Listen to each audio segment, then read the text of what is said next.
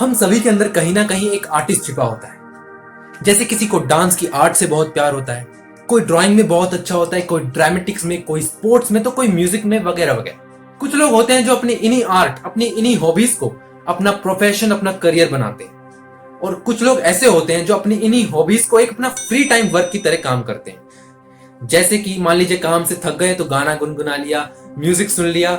तो वो चीज वो अपने एंटरटेनमेंट तक के लिए ही सीमित रखते हैं, जो कि कोई बुरी बात नहीं।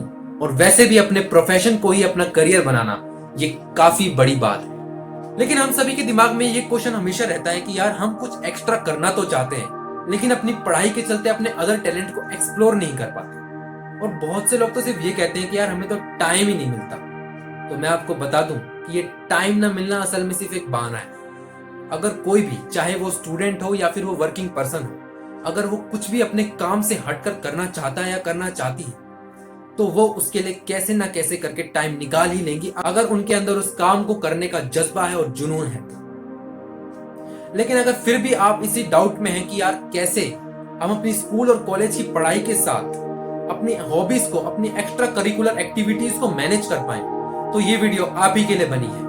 सो आज की इस वीडियो में मैं आपके साथ 3 ऐसी पॉइंट्स शेयर करूंगा जिससे कि आप अपने अदर टैलेंट को भी अपनी पढ़ाई के साथ आराम से मैनेज कर पाएंगे।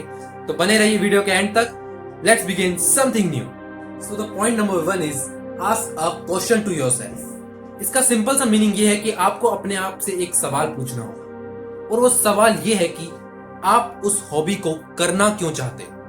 ये दिखने और सुनने में भले ही बहुत छोटा सा क्वेश्चन है, लेकिन काफी ज्यादा इफेक्टिव क्वेश्चन है। मैं आपको एक एग्जांपल से समझाता हूँ। मान लीजिए किसी को डांसिंग का बहुत शौक है और वो अपनी स्किल्स को बेटर करने के लिए एक अच्छे इंस्टीट्यूट को ज्वाइन भी करना चाहता है, लेकिन अब वो इस बात से परेशान है कि मैं अपने डेली स्कूल और कॉलेज के हेक्टिक शेड्यूल के चलते अपने लिए टाइम कैसे निकालूं। तो इसका जो सॉल्यूशन है वो ये है कि उसे अपने आप से एक क्वेश्चन पूछना होगा, और वो क्वेश्चन होगा कि वो डांस के लिए पैशनेट क्यों है। क्या उसे डांस करने में मजा आता है? अगर डांस करने में मजा आता है तो क्या वो डांस को सिर्फ अपने एंटरटेनमेंट के लिए करता है, या फिर वो डांस में अपना फ्यूचर देखता है। और जब लिटरली वो अपने आप से पूरी ऑनेस्टी से एक क्वेश्चन पूछेगा और पूरी ऑनेस्टी से उसका दिल इसका आंसर देगा, तो फिर उसे अपने इस पैशन के लिए टाइम मैनेज करने की कोई जरूरत ही नहीं पड़ेगी। वो अपने आप ही टाइम निकाल लेगा, और बल्कि बाकी दोस्त लोग भी उससे आगे पूछेंगे, भाई तू कर कैसे लेता है। सो the point number 2 is observe your day. 3 simple से वर्ड्स हैं जिनका मतलब आप आसानी से समझ गए होंगे। बस मैं आपको इसकी थोड़ी सी डेप्थ समझा देता हूँ।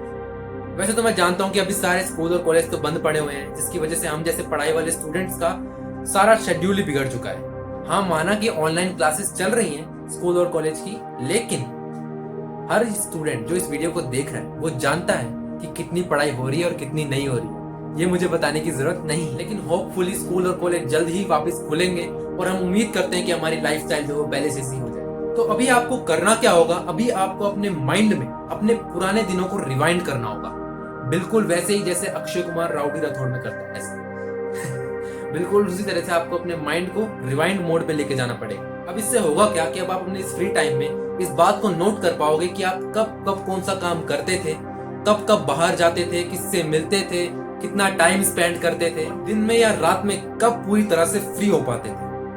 और ये बात मैं ऐसे ही नहीं बोल रहा हूँ। जब मैं खुद भी 12th में था या फिर जब कोचिंग कर रहा था, तो मैं भी जब रात को सोते वक्त मेरे दिमाग में सिर्फ ये चल रहा होता था कि यार मैंने आज दिन में, पूरे दिन में किया क्या। और जब मैं इस बात को सोच रहा होता था तो मेरा माइंड मेरे पूरे दिन भर के किए गए कामों को मेरी आंखों के सामने ले आता था, और मुझे पूरा तरह से विजुलाइज हो जाता था कि यार मैंने आज दिन भर में इतनी देर तो पढ़ाई करी, इतनी देर मेरा अनजाने में टाइम वेस्ट हो गया, या फिर मैं फोन में लगा तो फिर लगा रह गया, ऐसे मेरा टाइम वेस्ट हो गया, या फिर मैंने टाइम कितना यूटिलाइज किया। तो मुझे उस बारे में पूरी जानकारी हो जाती थी, जिससे मुझे काफी ज्यादा फायदा होता था कि मैं अगले दिन में उसको चीज को सुधार पाऊं। तो ऐसा ही कुछ आपको भी करना है। और अब जो हमारा थर्ड पॉइंट है वो बिल्कुल इसी पॉइंट से इंटरकनेक्टेड है। सो the point number 3 is ignore unnecessary things. ये सेकंड पॉइंट से इस तरह से रिलेटेड है कि अब जब आप अपने पूरे दिन को ऑब्जर्व करेंगे तो ऑब्वियस सी बात है आपको इस बात से भी सामना करना पड़ेगा कि आपने दिन भर में कितना टाइम अननेसेसरीली वेस्ट कर दिया। करना पड़ेगा ना। अब मान लीजिए दिन भर स्कूल और कॉलेज में घिसने के बाद आपने आधे घंटे के लिए फोन से अपना एंटरटेनमेंट किया, तो उसमें कुछ गलत नहीं है। लेकिन अगर आपने अपने उसी एंटरटेनमेंट जोन को उसी एक ही टाइम में 1 घंटा, 1.5 घंटा, 2 घंटा तक दे दिया तो वो सरासर नाइंसाफी हो जाएगी आपके अपने खुद के साथ। सोचिए, आप उसी टाइम में अपनी एक्स्ट्रा स्किल्स पर काम कर सकते हो। अगर आप एक राइटर हो तो आप उस टाइम में लिख सकते हो, अगर आप एक आर्टिस्ट हो तो उसमें स्केचिंग कर सकते हो, और अगर आप म्यूजिक लवर हो तो आप उस टाइम में रियाज भी कर सकते हो। तो देखा आपने कैसे अपने दिन को ऑब्जर्व करने के बाद आप अपने आप उन अननेसेसरी थिंग्स को अपनी लाइफ से रिमूव करते जाओगे। ये एक दिन में नहीं होगा, लेकिन एक दिन जरूर होगा। तो कुल मिलाकर ये 3 पॉइंट्स काफी ज्यादा इफेक्टिव हैं। पहला पॉइंट था ask a question to yourself, second point था ऑब्जर्व योर डे, और थर्ड पॉइंट था इग्नोर अननेसेसरी थिंग्स। सो एक बार इन 3 रूल्स को अपनी लाइफ में अप्लाई जरूर करके देखिएगा, और अगर काम आ जाए तो मुझे याद कर लीजिएगा। सो अगर आपको ये वीडियो पसंद आई हो, ये 3 इफेक्टिव मेथड्स पसंद आए हो, तो प्लीज वीडियो को लाइक कीजिए और चैनल को सब्सक्राइब कीजिए, ताकि ऐसी ही अच्छी अच्छी वीडियोस मैं आप सभी के लिए लाता रहूं। मिलेंगे अगली वीडियो में, तब तक के लिए बाय बाय।